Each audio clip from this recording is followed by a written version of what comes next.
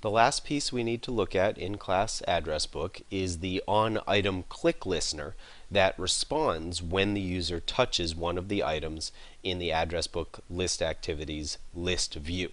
And we call that object viewContactListener. It's a new object of an anonymous inner class that implements the OnItemClickListener interface, and that interface consists exclusively of the method OnItemClick. Now, when I used Eclipse to override the one method in this interface, it named my parameters arg0, arg1, arg2, and arg3, and I really should have renamed those to make them more readable. So let's go ahead and take a look at the online documentation for OnItemClickListener so that you can see the actual names of those parameters. Now, the first parameter, parent, is simply the object that the user touched, in particular the list view itself. So we're touching an item within the list view, and the parent of that item is the list view itself. The second object is the actual view, the actual GUI component that the user touched within the list view, and this can be particularly helpful if you have list view items that are more complex. In our case, this will always be a text view for this activity because each list view item is a text view. The third argument is the position that we touched within the list view. So each item in the list view has a position number.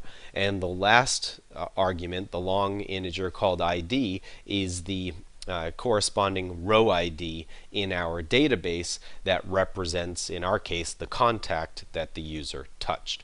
So we're going to actually use that last argument, as you'll see, to pass information to the view contact activity so it knows which contact to get all the information for and display in the view contact activity.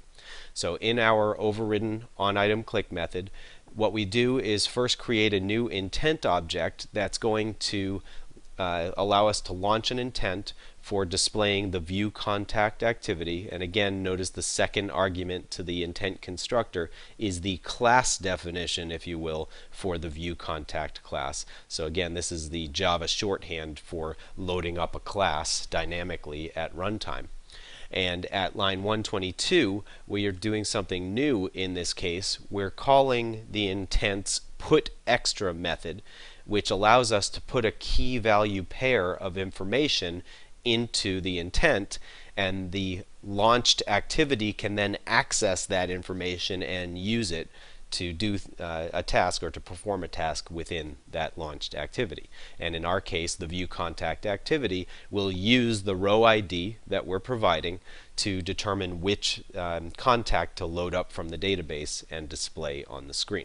So we put the extra row ID, which is the string name of the key value pair, and the argument 3 again is the long integer that represents that row ID within the database.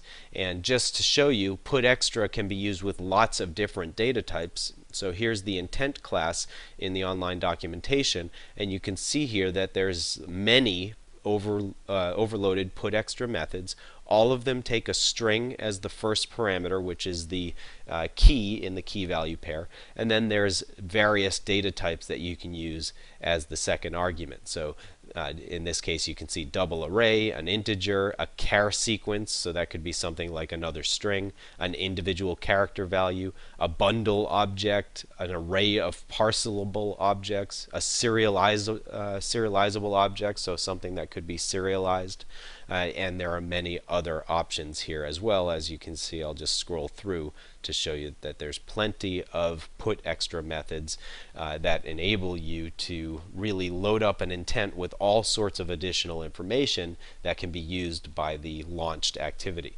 And if you scroll down a little bit further, you can see that you can also put an entire other intent object or a bundle object that contain extras and lots of other options here as well. So there's a robust mechanism for communicating information from the launching activity to the launched activity in Android, and you'll definitely want to take a look at the capabilities of class intent to help you fully understand all the things that you can pass from one activity to the next.